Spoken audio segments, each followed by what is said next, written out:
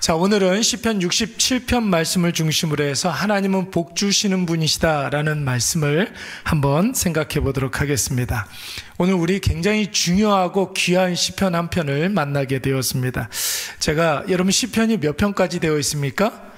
150편까지 되어 있습니다. 이 150편 말씀 다 주옥과 같은 그런 말씀이기는 하지만 제가 특별히 좋아하는 몇 개의 시편들 가운데 한 가지예요. 이 67편 말씀 굉장히 중요한 시편입니다. 특별히 하나님이 민족에게 주시는 복에 대해서 나오고 있는데, 여러분 복을 주시는 대상은 민족이지만 그 민족에 내 이름을 이렇게 넣으면은 나한테 주시는 그런 복일 수가 있는 것입니다.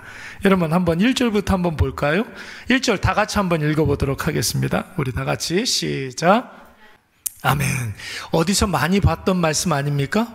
이 말씀 어디에 나오는 말씀이에요? 여러분, 목사님들이 이게 예배 이렇게 끝날 때쯤 이렇게 되면은 뭐예요? 축도를 하잖아요. 축도. 예, 축도를 하는데 신약의 축도가 있고 구약의 축도가 있습니다. 우리가 보통 목사님들은 신약의 축도, 고린도후서 13장 13절 말씀, 주 예수 그리스도의 은혜와 하나님의 크신 사랑하심과 성령님의 교통하심이 너희 무리 가운데 있을지어다, 요 말씀을 가지고서 축도를 하는 거예요. 근데 여러분, 구약의 축도가 있습니다. 구약의 축도는 뭐예요? 여기 앞에 이렇게 우리 전도사님이 성급해가지고 먼저 보여주셨는데, 가르쳐줘도 이게 구약의 축도예요. 민수기 6장 24절부터 26절까지의 말씀이 여러분 구약의 축도입니다. 이 말씀 뭐 읽으면 읽을수록 좋은 말씀이니까 우리 다 같이 한번 읽어볼까요? 시작. 여호와는 내게 복을 주시고 너를 지키시기를 원하며 여호와는 그의 얼굴을 내게로 비추사 은혜 베푸시기를 원하며 여호와는 그 얼굴을 내게로 향하여 드사 평강 주시기를 원하노라 할지니라 하라. 여러분 얼마나 중요하고 얼마나 좋은 말씀입니까? 여러분 요 말씀 같은 경우에는 좀 외워가지고 우리 자녀들 이렇게 잘 때 머리맡에 이렇게 머리를 이렇게 쓰다듬으면서 이 말씀을 이렇게 외우면서 기도해 주시면 여러분 얼마나 복이 되겠습니까? 그렇죠? 이 말씀 같은 뭐 외우지 못하면은 써서라도 여러분 많이 우리 자녀들이나 손주들 축복 많이 해주시기 바랍니다. 여러분 이스라엘 백성들에게 이 말씀이 굉장히 중요한 말씀, 아니 뭐 중요한 말씀일 뿐만 아니라 얼마나 사랑하는 그런 말씀인지 모릅니다. 여러분 오늘 본문 말씀 1절 말씀하고 여러분 보면은 핵심이 이 민수기 6장의 말씀에 핵심이 다 들어가 있지 않습니까? 여러분 이 1절 말씀에 중요한 단어 세 단어가 있는데 한번 찾아볼까요? 뭐가 보이나요? 복이 보이고 또 은혜가 보이고 또 얼굴이 보이죠. 답을 다 가르쳐주면서 질문하지 않습니까? 얼마나 친절해요. 중요한 말씀 복이 나오고 또 은혜가 나오고 주의 얼굴. 여러분 이 세 단어는 서로 똑같은 말이에요. 복이 은혜고 은혜가 복이고 복이 얼굴이고 얼굴이 은혜가 되는 거예요. 구약에서 이야기하는 복은 신약에서 똑같은 의미로 은혜 이렇게 바꿔서 사용하면 됩니다. 여러분 구약의 복이 신약의 뭐라고요? 은혜라고요. 은혜. 예. 여러분 복은 구약에서 복은 누가 주시는 거예요? 성부 하나님이 주시는 거예요. 그러면 여러분 신약에서의 은혜는 누가 주실까요? 예, 성자. 누구예요? 성자가 누구예요? 예? 우리 최선자 권사님 저기 있는데 지금 저분은 선자고 성자 누구예요? 예수님이잖아요. 예수님. 그렇잖아요.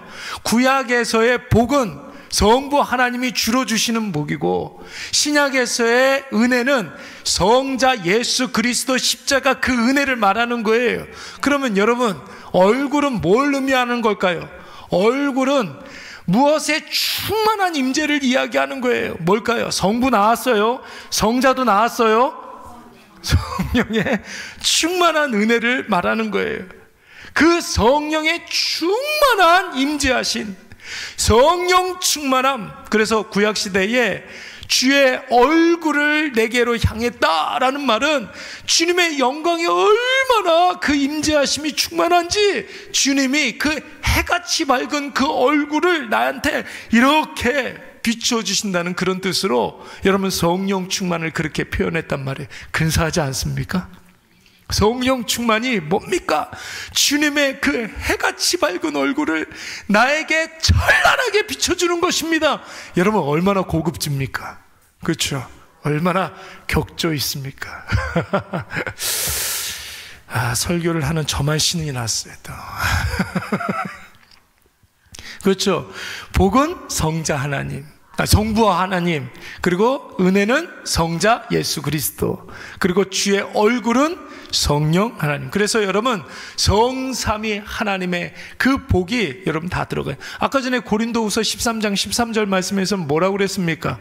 우리 아이들이 목사님 많이 따라하잖아요. 주 예수 그리스도의 은혜와 성자, 성부 하나님의 크신 사랑하심과 성부 하나님 성령의 교통하심이 너희 무리 가운데 있을지어다. 여기도 성부 성자 성령이 다 들어가잖아요.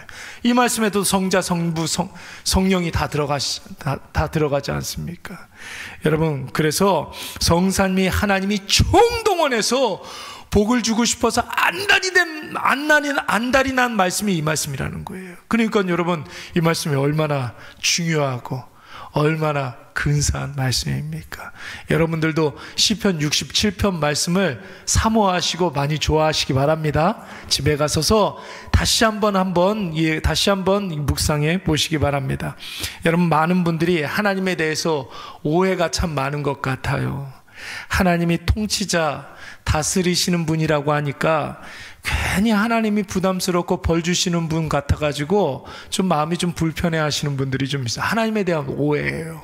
하나님이 심판하시는 분이라고 하니까 내가 자꾸만 죄 짓는 그런 내 모습이 자꾸만 생각나서 심판하시는 분, 하나님 지옥 보내시는 분이구나 이렇게 오해하시는 분들도 있어요. 그래서 하나님을 괜히 피하시는 분들이 있고 무서워하는 사람들이 있어요. 오해예요.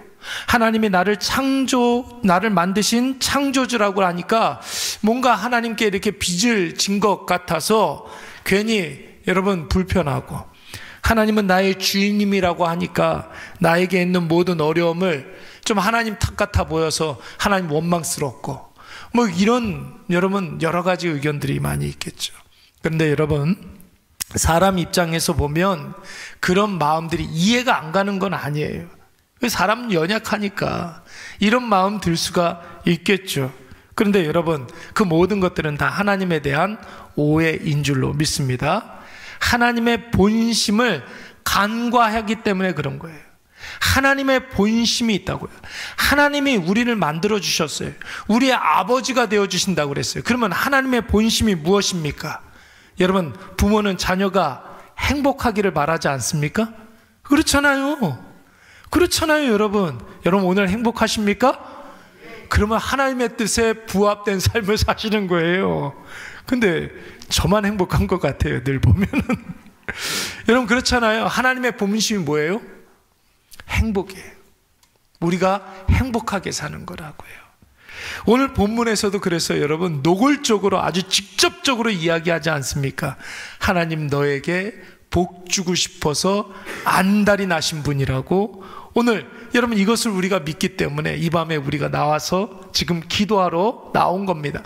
하나님께서 우리에게 복 주고 싶으신 분이시기 때문에 우리는 연약하지만, 우리는 부족하지만 그럼에도 불구하고 이 밤에 하나님께 나와서 우리가 기도하면 하나님 다 듣고 일일이 다 응답해 주실 것을 우리가 믿으니까 이 밤에 나온 줄로 믿습니다. 그렇다면 여러분 하나님이 하나님의 자녀들에게 복 주실 때에 어떤 마음이겠어요? 복을 주실 때 어떤 마음이겠어요? 여러분 설날이 이렇게 되면 여러분 좋습니까? 안 좋습니까? 좋죠. 왜 좋아요? 직접적으로 우리 사랑하는 자녀들에게 내가 축복할 수 있기 때문에 좋은 거예요. 뭐를 통해서? 세뱃돈 통해서. 그렇잖아요. 세뱃돈 주면서 한마디 하잖아요. 돈이 중요한 게 아니라 우리가 자녀들을 축복할 수 있는 그런 시간들이란 말이에요. 여러분, 세뱃돈 줄 때 어떤 마음으로 자녀들에게 세뱃돈을 주십니까? 아까운 마음, 인색한 마음, 주면 뭘 하나 이런 마음으로 여러분 세뱃돈 줍니까? 그렇지 않죠? 아마 그런 부모는 없을 겁니다. 아이들이 잘 되기를 그런 바라는 마음으로 적게나마 세뱃돈 준비해가지고 아이들 기뻐하는 모습 상상하면서 아이들에게 세뱃돈을 주는 거예요. 아이들이 주는 그 기쁨이 우리에게 있는데 그 기쁨에 우리가 감사하는 마음으로 세뱃돈을 준단 말이에요. 기쁨으로, 즐거운 마음으로 여러분 아이들 축복해주고 세뱃돈을 주잖아요. 우리에게 복 주시려고 하시는 하나님의 마음, 어떤 마음일까요? 너무나 행복한 마음이에요. 복 받는 우리도 너무나 행복하지만 그 복을 주시는 하나님의 마음도 행복한 마음인 줄로 믿습니다. 복 주시겠다고 약속했으니까 여러분 그 복을, 약속을 지키는 그런 마음으로 하나님께서 주신단 말이에요. 또 실제로 우리에게 복 주시는 하나님의 마음이 여러분 정말로 기쁨과 감사하는 마음으로 하나님께서 우리에게 복을 주시는 것이죠. 그러니까 복 받는 우리보다 복 주시는 하나님의 마음이 더 기쁘고 더 즐겁고 더 행복할 줄로 믿습니다. 그런 거예요. 여러분 꼭 기억하시기 바랍니다. 여러분 꼭 기억해야 돼요. 하나님은 절대 무서운 분이 아니에요. 아멘 좀 하세요. 하나님 절대로 무서운 분이 아니라고요. 저는 가만히 이렇게 생각을 해보면 예수 믿는 게, 교회에서 노는 게 너무 행복했다고 그랬잖아요. 교회에서 노는 게 너무 행복해가지고 교회 가면 친구 있고 교회 가면 맨날 어른들이 칭찬해 주시고 먹을 것도 주시고 얼마나 좋았는지 몰라요. 그래서 평생 교회 살고 싶다 싶어서 목사가 된 사람이라고요. 전 예수 믿는 게 너무너무 행복해요. 예, 그렇습니다. 그래요. 여러분, 부모가 자녀에게 뭔가를 줄 때 받는 자녀보다 더 기쁜 것처럼 부모의 마음은 자녀들 입에 뭐가 들어가면 먹지 않아도 배가 부른 법이죠. 하나님의 본심은 우리가 행복하게 사는 것입니다. 그래서 하나님은 우리에게 복 주시기를 원하시는 거예요. 그냥 복 주시기를 기뻐하는 게 아니라 여러분 그 복을 주시면서 그 기쁜, 우리를 기뻐하는 우리의 모습을 보면서 또 기뻐하시는 거예요. 하나님께서 만면에 웃음이 가득 차서 우리에게 복을 주신다. 그냥 주시는 게 아니라고요. 웃으면서 복을 주시는 거예요. 그래서 여러분 1절 말씀에 보면은 1절 말씀을 영어로 제가 한번 찾아봤어요. 영어로 찾아보니까 거기에 뭐라고 쓰여 있느냐면 May his face, 뭐라고 그랬어요? 얼굴에 뭐라고 그랬어요? 스마일이라고 그랬어요. 웃으면서 미소를, 만면의 웃음을 가득해서 우리에게 복을 주시는 분이라고 그랬어요. 야, 세상에 하나님께 상상만 해도 너무 기쁘지 않습니까? 웃으면서. 그래서 오늘은 내가 설교할 때 기필코 웃으면서 설교하리라. 그래서 계속 싱글벙글 하면서 웃으면서 지금 설교를 하고 있는 거예요. 여러분 구약시대에 이렇게 보면 성소가 있잖아요. 성전 있기 전에 성소가 있단 말이에요. 성소에는 성소 앞에 뜰이 이렇게 있고, 그리고 성소 안에 이렇게 들어가면은 공간이 이렇게 있어요. 공간 안에 뭐가 있냐면 분향단이 있고 양 옆에 이렇게 놓고 보면은 거기에 뭐가 있냐면은 떡을 이렇게 진열해 놓는 떡상이 있고, 그리고 이쪽에 보면 금촛대가 이렇게 있습니다. 여러분 그 안으로 들어가면 지성소가 있는데 거기는 법궤가 있죠. 예, 법궤 어떻게 생겼는지 여러분들 궁금하지 않습니까? 법궤 많이 봤을 텐데 궁금하신 분들은 교회 이렇게 나가다 보면은 진열장 이렇게 보면은 금으로 된 뭐가 이렇게 보여요. 예, 법궤의 모형이 거기 있습니다. 법궤 안에 3가지가 들어가 있죠. 뭐가 들어가 있어요? 모세가 받은 십계명 2돌판이 있고, 또 만나가 담겨 있는 항아리가 있고, 또 아론의 쌍난 지팡이가 있어요. 그 3가지가 법궤 앞에 이렇게 있어요. 지나가면서 한번 보세요. 이게 뭔가 하고 여러분들 그냥 지나치지 마시고 거기에 그렇게 모형으로 이렇게 있습니다.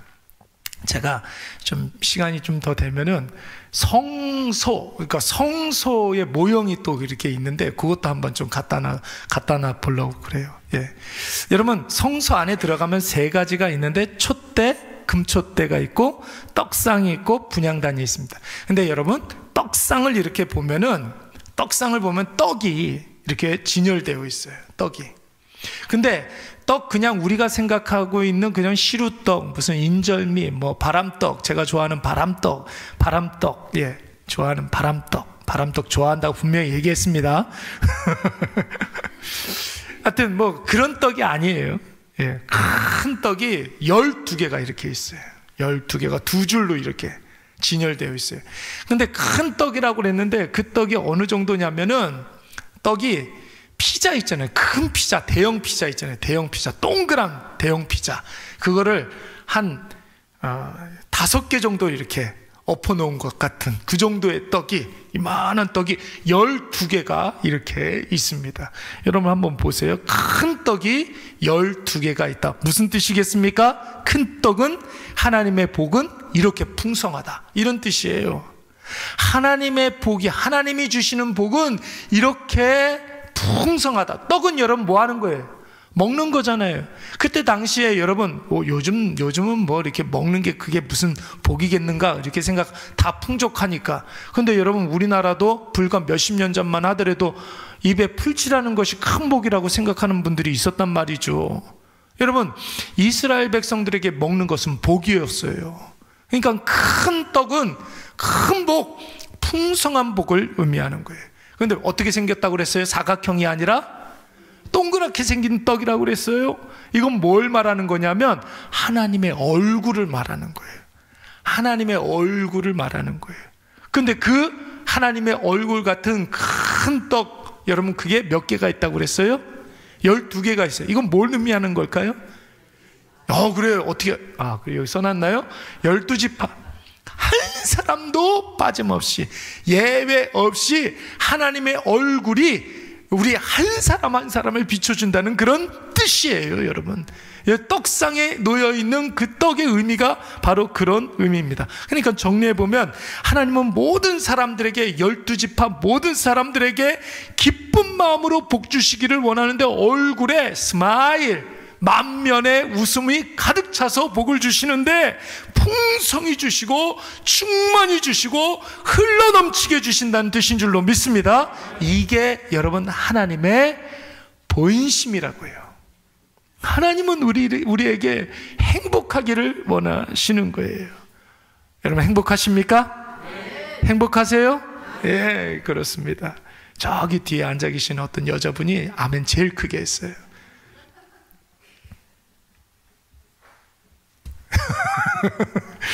여러분 빌립보서 4장 19절 말씀 한번 읽어볼까요? 시작. 나의 하나님이 그리스도 예수 안에서 영광 가운데 어떻게 한 대로? 풍성한 대로 너희 모든 쓸 것을 채우시리라. 그렇다면 여러분, 하나님이 주시는 복과 은혜와 임재하심을 받고 우리가 어떻게 해야 하는가? 어떻게 살아야 되는가? 이거 우리가 좀 생각해 봐야 되겠죠. 여러분 항상 말씀을 드리지만 신앙에서 복이라는 것은 누리는 게 아니라 뭐 하는 것이라고 그랬어요? 사용하는 것이라고 그랬어요. 나 혼자 소비해서 소멸케 하는 것이 아니라, 세상에서의 복은 그런 거잖아요. 나 혼자 열심히 써서 소멸케 하는 게 세상의 복이란 말이에요. 그런데 그런 것이 아니라 우리는 이 복을 사용해야 되는데 어디에 사용해야 됩니까? 하나님의 영광을 위해서, 하나님의 뜻이 이루어지는데 이 복을 사용해야 될 줄로 믿습니다. 여러분, 불신자와 신자의 차이가 바로 그거 아니겠어요? 우리 아이들에게 이것을 가르쳐야 되는 거예요. 하나님이 없는 사람들은 그 모든 관심의 끝에 뭐가 있어요? 나밖에 없어요. 일도 나를 위해서, 가정도 나를 위해서, 직장도 나를 위해서, 친구들도 나를 위해서, 취미도 나를 위해서, 소비도 나를 위해서. 죄로 말미암아 타락한 인간의 특징이 바로 자기 중심적이라는 거예요. 여러분, 옛날에는 이걸 좀 인정했어요. 인간의 죄된 특징이 무엇입니까? 이기심입니다. 자기밖에 모르는 것입니다. 옛날에는 이것에 사람들이 많이 아멘을 했어요. 그런데 자기 자신을 위하는 게 뭐가 그렇게 나쁩니까? 이렇게 항의하는 사람들이 오늘날에 굉장히 많아졌어요. 왜 그렇습니까? 마음이 옛날보다 급속도로 강팍해지기 시작했던 것입니다. 그러나 여러분, 신자는 여러분 어떻습니까? 그리스도인들은 삶의 목적이 내가 아니라 누구예요? 하나님이신 줄로 믿습니다. 그러니까 나에게 있는 모든 것들을 총동원해서 하나님을 드러내고 하나님을 입증해내고 하나님의 뜻을 이루려 하는 것이죠. 이것이 바로 그리스도인들이 이 세상을 살아가는 목적이라는 거예요. 그래서 하나님께서 우리에게 복을 주시는 거예요. 하나님의 뜻을 이루는데 이거 사용하라고. 그러면 하나님의 일이 무엇일까요? 하나님의 뜻이 무엇일까요?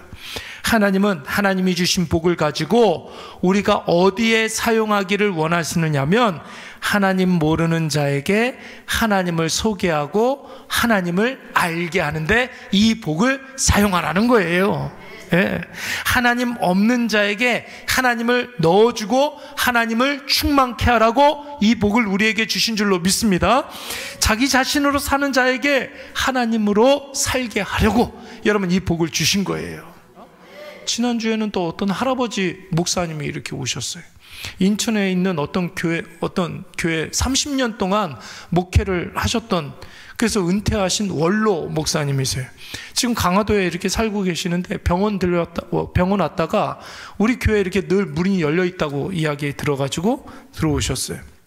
30년 동안 한 교회에 이렇게 목회를 하면서 내가 뜻하는 것, 내가 원하는 것, 내가 계획 세운 것, 이게 우선이었다는 거예요. 그러면서 교회도 성장을 했대요. 교회도 이렇게 자신이 이렇게 은퇴할 때쯤 되니까 한 800명, 900명 정도 이렇게 모이는 그런 때에 자기가 이제 은퇴를 해가지고 그 교회 원로 목사라는 거예요. 사람들의 칭찬도 많이 받았대요. 사람들의 인정, 사람들의 박수. 은퇴식 때 사람들이 얼마나, 원로 목사 추대식 때 얼마나 많이 박수를 쳐줬는지 모르는 거예요. 그런데 은퇴를 하고 나를 아무도 모르는 곳에 강화도에 가서 이렇게 사니까 너무 힘들대요. 너무 힘들대요. 먼저는 나를 좋아해 주는 사람이 있어요, 없어요? 교회하고 이제 인천하고 많이 떨어져 있는 곳이기 때문에 매주 갈 수도 없고, 나를 좋아해 주는 사람이 있어요, 없어요? 없죠. 나를 필요로 하는 사람이 있어요, 없어요? 없어요. 칭찬해 주는 사람, 나한테 굽신거리는 사람, 뭐 갖다 주는 사람, 인사하러 오는 사람, 아무도 없는 거예요. 처음에는 기분이 너무 우울해가지고 이거 어떻게 해야 되나. 그러다가 어느 날 갑자기 마음에 그런 생각이 들었대.